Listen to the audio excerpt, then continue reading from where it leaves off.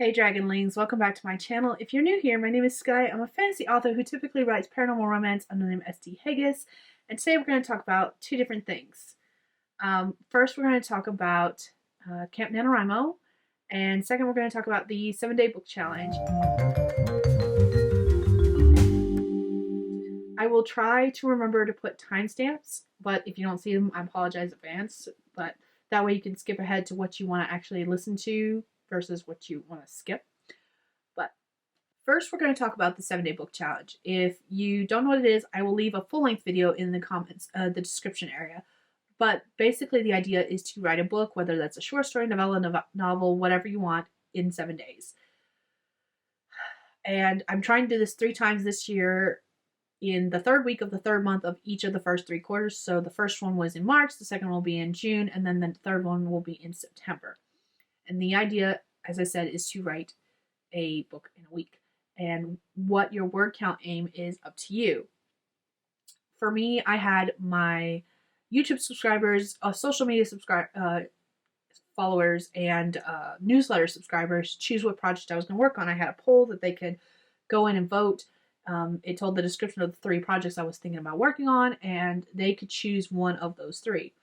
They ended up choosing Spell Gone Wrong, which was a new adult fantasy romance about a knight who accidentally messes up a wizard's spell, and that wizard turns into a cat, and then they're paired together to go find another wizard to break the spell. And I was thinking it was going to be anywhere from 40 to 50,000 words, which is about what I try to do for these kind of writing challenges, because I want to make sure that I'm not setting a word count that's too high that I cannot meet because of my work schedule and my home life. But I also don't want it to be so easy that I know I can complete it in like a day. So that's what I had chosen for my 7-day book challenge project. And there were some ups and downs with this writing challenge. In the past, when I've done the writing challenge, I have either scheduled the week off or I've just managed to make it work so that I am not ended up working during the writing challenge. But this particular time, I was working full-time. I'm working nights. The kids were in different activities. And I'm trying to prepare for this writing challenge. So that was like mistake number 1, was trying to do this challenge while doing everything else on top of it. I did tell my family ahead of time, I'm like, hey, I'm not going to be around as much. I'm trying to complete this writing challenge. And we did hold true to that. Like, we skipped family night. The girls and my husband did like daughter-daddy night or daddy-daughter night instead, where they were playing video games together and I was just in here working on stuff. We skipped girls' night because of it. And some of the meals that I usually make for like my days off, it's my turn to cook. I either simplified those meals so that it would be like bam, bam, done, or I passed the reins on to someone else and said, hey, it's your turn to cook. Or we did grab bag, which is where we eat whatever leftovers are in the fridge from various meals made prior to that day. So like, I did make exceptions where I could. I tried to make it as easy as I could, but it just wasn't enough for what I had planned. Another mistake I made was that I was streaming daily, which was not the mistake. That was actually the best thing ever, was streaming daily. However, I told myself it would be easiest if I got off work, came home, and streamed. That's where the mistake lied.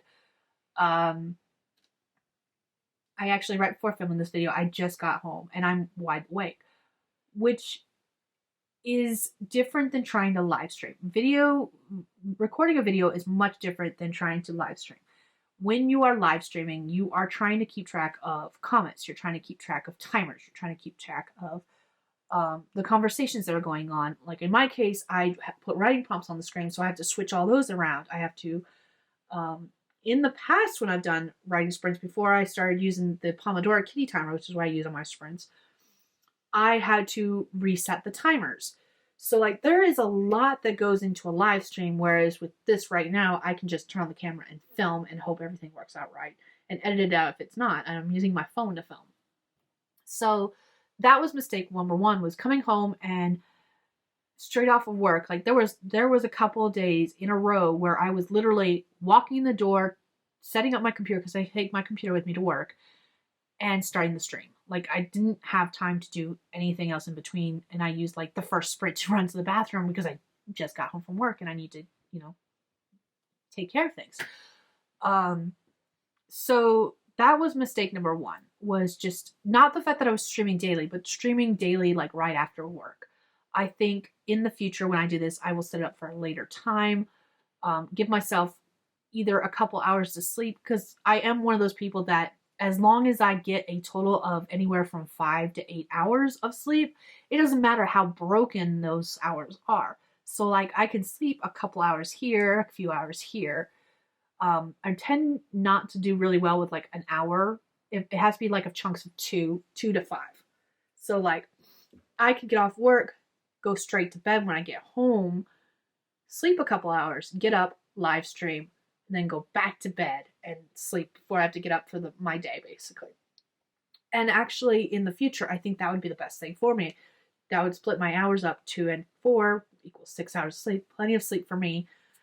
If I get any more than 8 hours, I am crabby and cranky, and I get major headaches anything over 10 hours. So, like, and that's total during a 24-hour period, not like in one go. That's even if I split my sleep in 5 hours here, 5 hours here, I am going to wake up with a headache. I don't know what it is. I haven't figured it out. It happens. That's one of the things I could do to correct that. I do enjoy streaming daily. They help me. They hold me accountable, and I'm able to interact with people. I actually really do enjoy the interaction of live streams. I just don't like being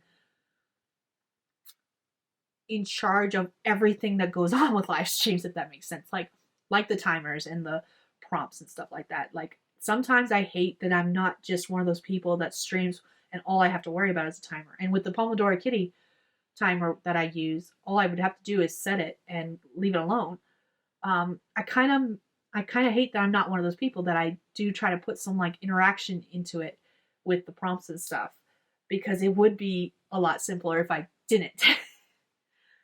But I really enjoy those, and I know some of the people who watch my channel do as well, so that's why I continue doing it. And then one of the other problems with that as well is like coming home, like I was mentioning, coming home from work, setting up a stream and just going, is that I would spend the stream dead. Like I had just gone off work, and my work is physically demanding because I work in housekeeping, environmental services at a hospital. And because I'm on the night shift and the clinic is not fully open, and that's actually where I'm actually supposed to be is in the clinic. It's about halfway open, and then they're doing renovations on the other half before they switch it. But because it's not fully open, I am only working part-time in the clinic itself, and then I split my hours between cleaning up in physical therapy and then in the hospital if they've got like discharges that are in the late evening, or cleaning the offices upstairs.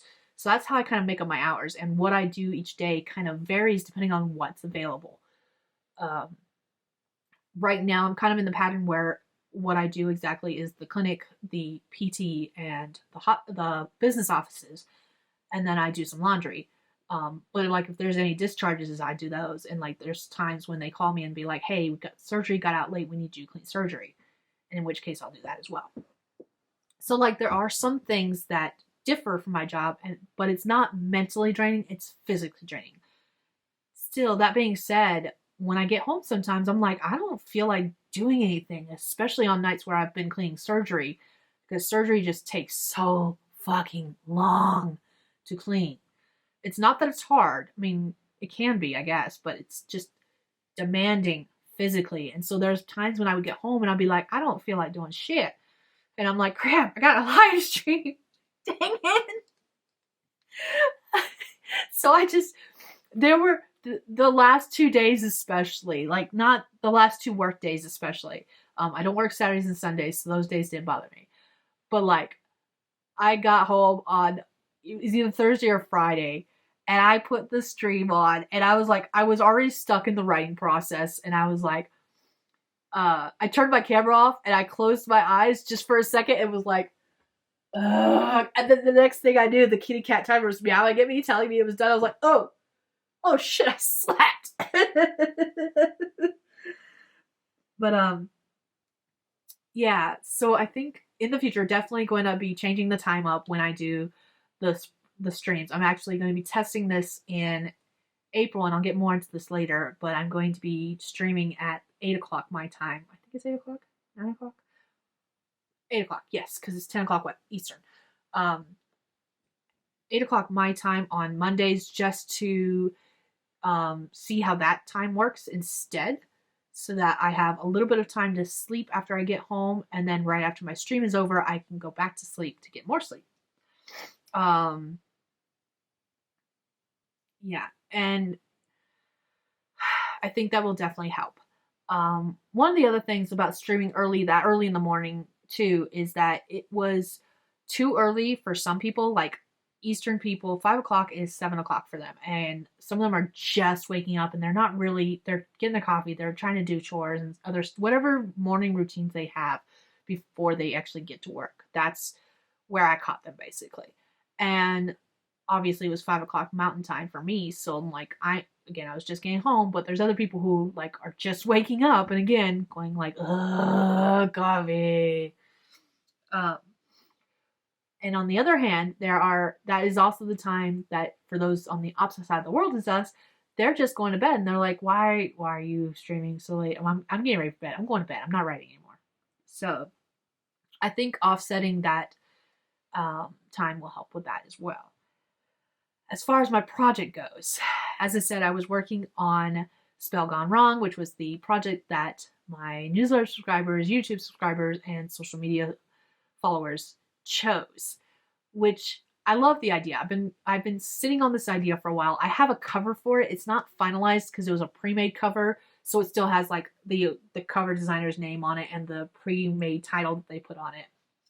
But I love the cover. It was so cute, and I was like, when they posted it live, I automatically put a comment which ended up being like a 1-sentence description of what the story is about.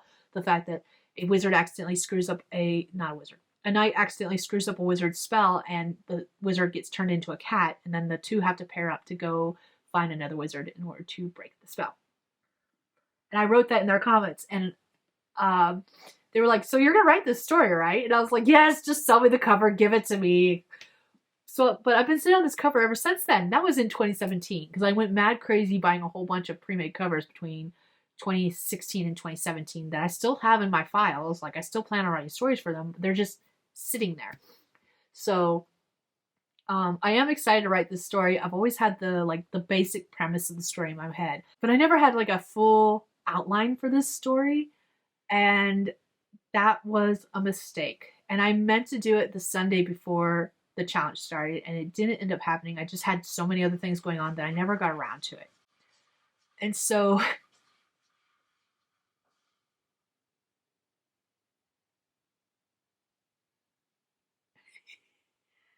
I don't know if you guys can hear it. But anyways, I ended up spending the whole first day of the writing challenge working on the outline. Like, I took note cards and I worked on the outline during my stream, and then at work during my lunch break. This is what I was working on, was the note cards, outlining the story. And it was great. It worked, but at the same time, there was no words written for the story itself during that time, and so that day was basically a wash. The other thing was the fact that this was supposed to be like this cozy fantasy romance. It's supposed to be like soft fantasy. And instantly, the moment I started actually writing on it, it was like, oh, by the way, we're not a cozy fantasy. And I'm like, God damn it. So it wanted me to add like subplots and stuff and political intrigue and betrayals and stuff like that. And I'm like, why couldn't you just be a fun romp through the forest, please?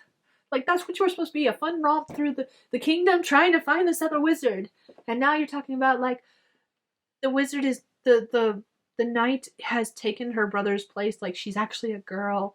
And it's not because, like, she's allowed to be there. It's because she had to take her brother's place because he got sick. And, oh my goodness. And then the commanding officer is a traitor. Oh my God, stop. So, yeah. I got more subplots for it, and I was just like, oh, this is so good, but at the same time, it's not gonna work.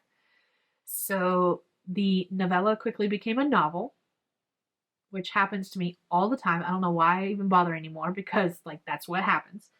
I got distracted with world building because, like, at one point, I was, like, stuck because I have a map that I made a long time ago in a program. I don't even remember what program I used for it. And I'm looking at this map going, according to this little distance speeder, it's going to take them 6 months to get from point A to point B. And I'm like, so my brain was stuck on that for like ever. There was one day where I did nothing but like try to work around this. And it's only after the challenge ends now that I'm like, what if the wizard was not in the kingdom that they're supposed to be in? Like, what if he had been traveling and they got news that he was in such and such place? So they like cut their travels in like a third. So, yeah, that was all the things that just kind of like boggled my mind. This outline that I created is still good. Suffice it to say, I did not finish the writing challenge. I did not complete it. I did get quite a few words. Let me open my tracker and we'll discuss word counts too. Because I am plenty pleased with what happened. I got 3/4 of the way through it. No, I didn't, because of the word count changing, I made, hold on, writing challenges, there we go. Oh, this doesn't have the percentage. I think it was like 71%. I completed 71% of the word count I was aiming for. The word counts I ended up getting, like my total word count was 28,290 words by the end of the week. And half of that was written on the last day. So here was my word counts for the week. Day 1 was 0 because of the fact that I was doing the plotting and the note cards and stuff. 2,674 words on day 2, 4,386 words on day 3, 8,116 words on day 4. Day 5, I got 966, which makes me a little sad, and I can't remember. That was one of the days where I was really tired. That was the day I was really tired, and I basically turned the camera off and took a nap during each sprint. And that was where the world building stuff started to boggle my mind too, because I was just like stuck on that distance thing and how long it was going to take them to get from point A to point B and stuff like that. I need to remake that map, but at the same time, I think when I remake it, I'm going to make it without the little distance thingy so that I can fudge numbers a little bit in my head. At least so my brain doesn't get stuck on it. Day 6, I wrote 903. Day 6 was my birthday. It was March 23rd. And I had actually, it was Saturday and I was planning for it to be a 10K day. I wrote during the stream and then I didn't write the rest of the day. I watched TV. I had discussions about world building with my husband and my kids. And I'll get back to that in just a second. And then it didn't work out the way I wanted it to. However, Sunday, the last day of the writing challenge, I was thinking in my head, okay, I've got all day to do work on stuff. I don't have any other real obligations that are like due right now today. So I just spent a lot of the day writing and I wrote 11,245 words. So I wrote the most words on that day, obviously. It was a 10K day, which kind of sucks because it could have been, I could have made the word count if I wrote that many words the day prior. So that's what really sucks about that is I was kind of so close, but so far away in a lot of ways. Now, going back to the discussion about the fact of the world building, like when I got stuck on the map thing, I found my husband. I was like, hey, I just need you to listen to me for a little bit. I need to talk out this fantasy stuff. And so I was telling him about it, and he was like, how does religion play in your world? And I was like, what do you mean? He was like, you do remember what knights are, right? And I was like, yeah. They're the remnants of the, Crusaders. Fuck. Okay, yep, you're right, religion. And he was like, so what's the religion in this world? Why do they have knights? What about the different kingdoms? Do they have different political powers? And he started listing off this stuff. And it reminded me, I was like, oh yeah, my husband is very big into fantasy. He likes the epic fantasies that I am no longer really reading. Like, he has read every Terry Goodkind book that he can get his hands on. He has most of the, I don't remember what the series is called, but it's Wizard's First, I'm looking at the series. Wizard's First Rule is the first book in the series. I don't remember which series that is. That might be the name of the series. But he has that entire series, including the short stories, and he's read every single one of them. So like, he's listing all this stuff, and I was like, sir, this is supposed to be like this little fun romp across the kingdom. It's not that serious. It's a soft fantasy. And he's listing off all this stuff that I never even like thought about. He's like, so how does your magic work in the different kingdoms? What's the different political systems in the different kingdoms? Because the series is called Five Kingdoms, because there's 5 kingdoms that are kind of surrounding each other. And I'm like, I didn't get this far into my thinking. Quit hurting my brain. And so that was one of the other reasons why I didn't get as far as I wanted to, like during Saturday, because then he got me thinking about it. I was like, so what is the religion? What do they believe in? One god? Do they believe in multi-gods? Like what about the other kingdoms? What about the kingdom they're supposedly now at war with? Like, there's an uneasy truce between the 2 kingdoms. It's like all of that thinking just got me stuck, and I just could not write. So I learned that fantasy is probably not something I should be working on during this kind of challenge unless I've got it all worked out already. I do still love this story. I do still want to write it. I am changing how I'm going to work on it in the future. Obviously, I failed the writing challenge. I did get a lot of work in. I got almost 30,000 words into this story, but this story is now going to probably be closer to 60 to 80,000 words versus the 40,000 it was supposed to be. So one of the things I'm going to do is I'm going to go back to re-outlining it. I watched a couple of videos from Katie Tastic and Kate Kavanaugh talking about their outlining strategies, and I will try to include their videos in the description. And I wrote down Katie Tastic's version. I think it's a Save the Cat. She never once mentioned Save the Cat, but while I have not read Save the Cat myself, I've heard enough other people talk about it that a lot of the things she was talking about in her method of outlining sounds like Save the Cat. So I think her method of outlining is Save the Cat, but don't quote me on that. I do not know for certain. But I wrote down I didn't have a notebook. So I wrote down on the note cards that were in my thing that are not meant for writing in the first place, because they're a different size and I have 2 different kinds. Writing, not writing. Anyways, I took notes during her video on these note cards, and I kind of wrote in pencil on the back my own kind of outlining thoughts for some of it. And I've got the full first act of a 3-act structure complete, and I think the way I want to tackle this story in the future is I wanted to go back to being like a soft, cozy fantasy, so I can stop thinking about the other kingdoms, please, just for a little bit. I'll get to them when I get to them with their story ideas. Anyways, I think the way I want to do this is I've got a like 1-sentence description of everything that happens. Nope, that's a lie. I'm just kidding. So the first act is the only one I actually outlined fully on these note cards. I do have the whole thing outlined on this, but it's just like notes of things I wanted to happen. And this was based off of Romancing the Beat versus this is going to be based off of like Katie Tastic Cat. Her name is Cat. Cat's idea of outlining. I do have the full first act done, roughly. And I will take my notes that I wrote on my cards and kind of incorporate them into this. I'm going to be rewriting my notes on this. My notes from her video in a notebook, and then my notes for outlining on these kind of note cards. Or on Post-its so I can put it on board like that. That'll be my next step, is doing that. And I know I want to at least get the full first act done. And I think the way I'm going to tackle this is that I'm going to write the first act, and then I'm going to outline the second act, write it, outline the third act, write it, and see if that'll work for me for this particular story so that I don't get stuck like I did. I don't know if it'll work. I just want to get the first draft complete though. Let's go ahead and talk about Camp NaNoWriMo, because that's kind of where I was going with this story anyways.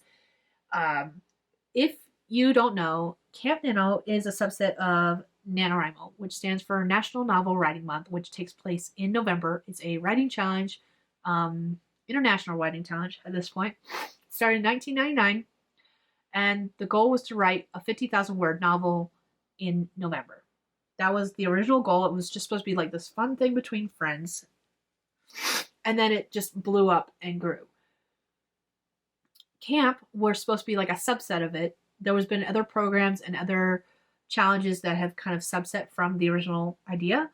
But Camp Nano is the one that has lasted the longest and stuck around. And Camp Nano takes place in April and July. It's a lot easier than the original Nano because you get to pick your word count goal or your page goal or your whatever goal. You get to pick what kind of project you're working on as far as like a novel, short story, novella, script, editing. You get to pick all of that. And so a lot of people enjoy camp more so than NaNoWriMo. And we're not even going into the details about like scheduling for one versus the other, because that takes a lot of it too. I have done NaNoWriMo in the past. I've done camp in the past. It has been a while since I think I officially participated in both last year, both camp and Nano, regular Nano, but I can't remember. What I want to get about though is that in November of 2023, there was accusations made about the Young Writers Program and the forums of the Young Writers Programs.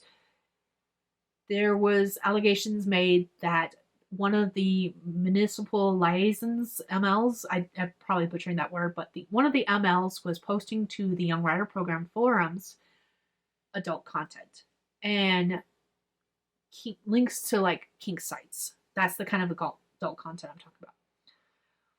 I don't know a lot about the situation. Supposedly everything was happening in May of 2023. Like this was when everything started, when the people were noticing that these kind of posts were being made.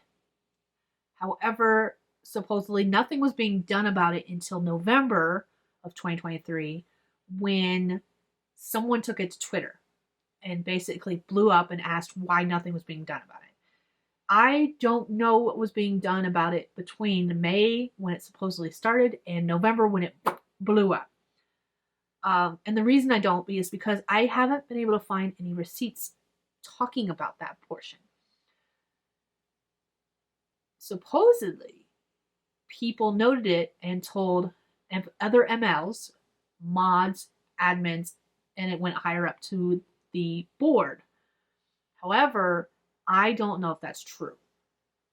All I've seen is like he said, she said. I haven't seen any screenshots where someone says, hey, this person is doing this. So I don't have actual receipts, just a whole bunch of he said, she said. So I don't know. What I do know is that in January, not November, January. Let me open up my email now. In January, whoa, hello. Well, that explains a lot. January was when we first got a notification where NaNoWriMo, the board of directors from NaNoWriMo, the organization, came out and talked about everything that had happened. They've made a lot of points. However, there was two or three things that I am a little sketchy about with that email. The first is the fact that they never actually addressed what was going on. They never mentioned whether or not there was an investigation going on. They never mentioned whether or not the person that was being accused of these things was on suspension from their duties while this was going on. And then the other thing that really bothers me, that's unrelated but also related to this, is the fact that the Young Writers Program is for kids. Like, it's Nano for kids, basically. And my understanding of it was that it was done via teachers. Like, teachers had to sign up their class with the Young Writers Program. That was how I thought it worked. I did not realize that anyone who was a kid under the age of 18 could sign up for the Young Writers Program, whether they were doing it through their school or not. I legit thought it was just teachers signing up their class for NaNoWriMo. So, first of all, I was wrong about that. Second of all,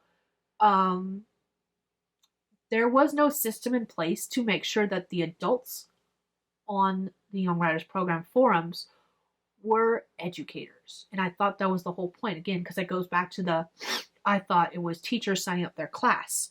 So I'm a little disturbed by that.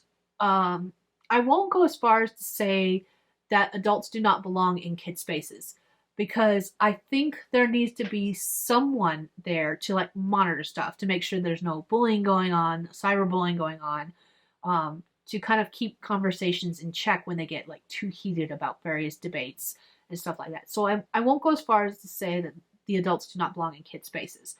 But I think their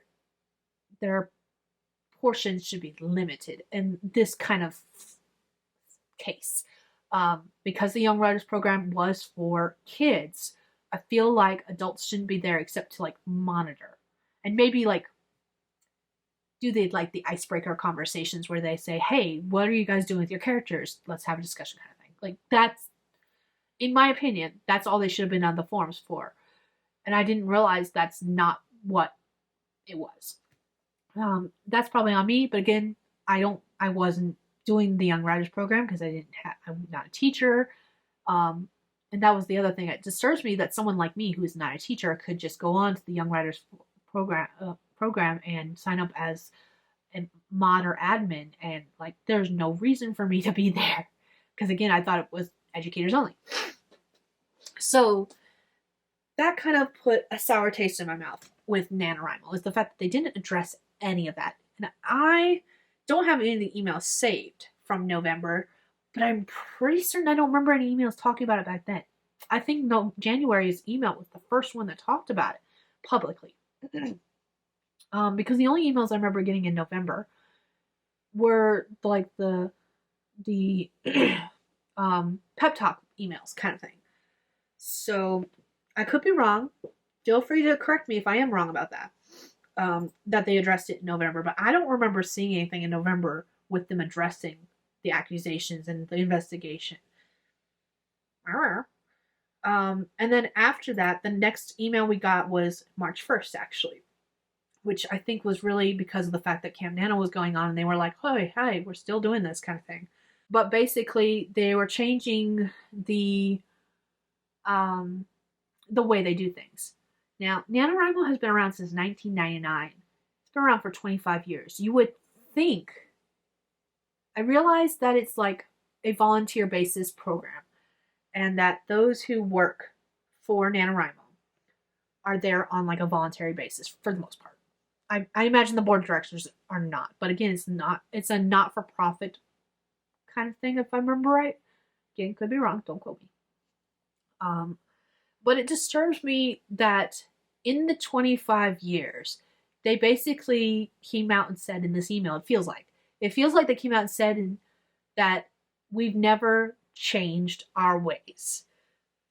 We are doing this the exact same way we've been doing it from the very beginning, even with the technology changes and stuff like that. And I'm like, okay.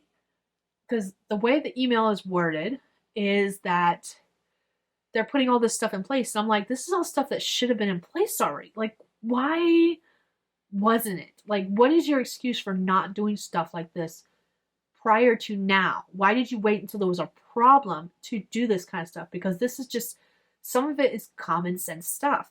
Like the fact of making sure if someone says, like vetting, doing background checks, if someone says they're an educator and they're in an educator space, make sure they're actually a fucking educator. Like, why weren't you doing that beforehand? It makes no sense to me. So I do have overall a sour taste in my mouth with NaNoWriMo. And I've had a kind of sour taste with NaNoWriMo for a while, even before this incident, because they decided, originally the Camp NaNo site and the official NaNoWriMo site were two different websites. And they decided to combine them all together and make it one site, which is fine. There's nothing wrong with that. However, as someone who is used to using both sites, there was certain aspects that I missed from both individual sites that were just gone. And they added some things that they thought would be cool and probably are to new users and even those who are not new users who got used to it. But for someone like me who doesn't really like change and is like, yeah, I took away my favorite things and brought some new stuff in that doesn't work as well. I was just irritated. And I haven't really participated in either Camp or Nano since then. I have off and on, just not in the same sense. So, like, I was already, like, irritated-ish with Nano. And then for all of this scandal to happen, and I'm just like, do I really want to continue supporting NaNoWriMo? A huge part of me says, fuck no. Like, a huge part of me says, fuck no. And I'm a little disturbed by how little talk I'm seeing about the scandal among other authortubers.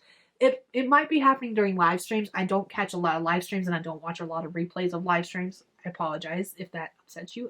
I don't have the time to. I'm sorry. It's much easier for me to catch a 30-minute video or shorter than it is for me to watch an hour-and-a-half live stream and try to skip past the sprints. But if people are talking about the scandal, I haven't seen it. I've seen one video where the scandal itself was officially addressed, and that was from Sarah Scharnweber, and I will try to include that link in the description if I can. She did Nano for the very first time, and of course, she did NaNoWriMo for the very first time, and that was when the scandal happened. So it left a very sour taste in her mouth, and she was like, this is going to be my first and last time doing Nano. I'm like, I don't blame you. And I'm here sitting here thinking I've done NaNoWriMo for off and on for years. I used to do it religiously, and then I just stopped when they changed the site, just because I was sour. I was bitter about it, and no one to blame but me for that. That's perfectly fine. But yeah, I'm just like, I don't really want to do Nano, and I'm a little upset that no one else is addressing the scandal. Doesn't matter whether or not I've got mixed feelings. So, will I be doing Camp NaNo? No, I will not be doing, not officially. I am going to be doing live streams. I'll be streaming at 8 a.m. on Mondays for like 2 hours. And it's going to be 8 a.m. my time, which is 10 a.m. Eastern. Mostly because I want to get writing done. I need to get writing done. I have things I need to get done. I have projects I need to get done. The second reason I'm not participating in Camp NaNo has nothing to do with the scandal. It's just the fact that I've already got projects in process. Like I was writing my newsletter. And I'm like looking at it going, I have updates for 4 different series. Fuck. So yeah, I've got a lot of things to work on, and I really, Nano, even Camp NaNo is like, the idea for me is to write something new, which is part of the reason I'm in this trap I'm in, because I keep starting new stuff without finishing and publishing old stuff. So really need to focus on working on the old stuff. So that's what I'm going to do, and I'm not going to be floundering around on NaNoWriMo trying to figure that out. Just because of the way I work through older stuff is just, it's not this black and white word count stuff. It's really not. So it's rewriting and deleting and copying over some words so the word count is all over the fucking place. So that's reason number 2. I'm not going to participate in Camp NaNo. I'm still going to be tracking my word count, obviously, because I have this whole nice spreadsheet that I built that I love. But one of the things that, if you do not want to use the Nano site, one of the things that they did with the upgrade was that you could track all projects, whether they was for Nano or not. And there is a website that does the exact same thing. In fact, actually, it's been around a lot longer than the new version of the site for NaNoWriMo. And that's called WordKeeper Alpha, and I will include that link in the description below. But it allows you to track multiple different projects. It allows you to set goals for individual projects versus word count for a whole year. And it shows you bar graphs. It's a really cool website. I have used it in the past. I stopped using it, honestly, because of the fact that it didn't allow me to track my editing as well as I would like.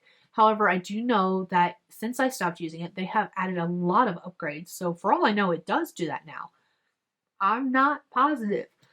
But if you are not wanting to do Camp NaNo, but you like the bar graphs and stuff that you get from Camp NaNo, that's a great site to use. Another website that I've been told, but I've not actually used myself, is Pacemaker. A lot of people say that Pacemaker does exactly what Nano does, except again, you can track multiple different projects versus a specific one.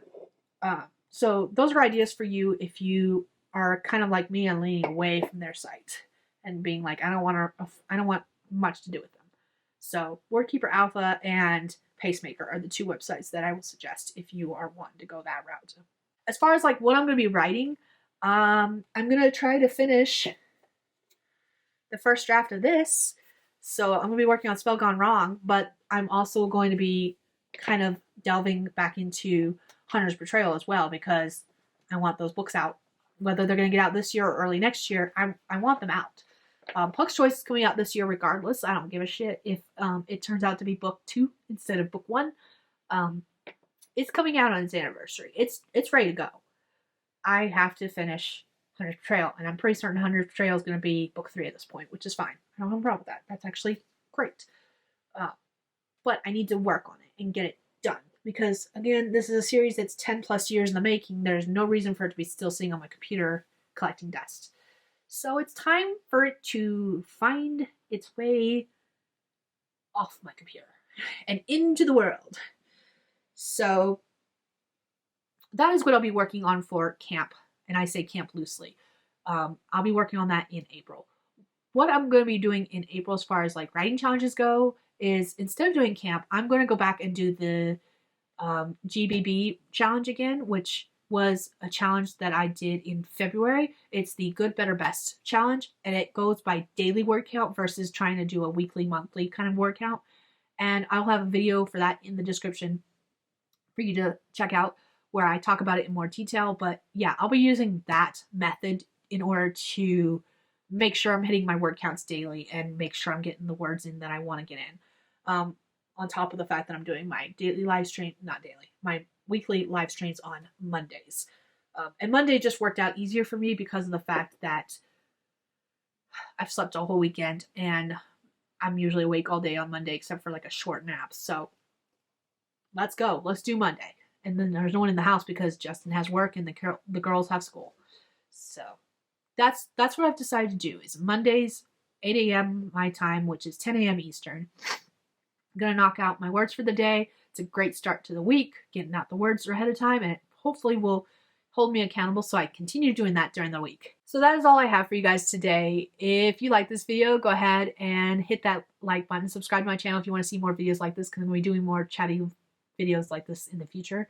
In the comments, tell me about any of your thoughts of anything I've talked about today, and let me know what project you'll be working on in April, whether that's for Camp Nano or anything outside of Camp Nano. Or if you're interested in any of the writing challenges I mentioned, I have a link in the description for June's 7-day book challenge already. I'm going to be starting to advertise it basically in every live stream, just because like I would like more people to participate if they want to. And I've already decided what I'm going to be working on. Usually I let people choose it for me, but this time, because I want to get stuff done, I've already chosen what I'm going to be working on. I decided this morning, actually. So, yeah. Anyways, I will let you all go. I'll see you guys in my next video, whenever that is. Bye, Dragonlings.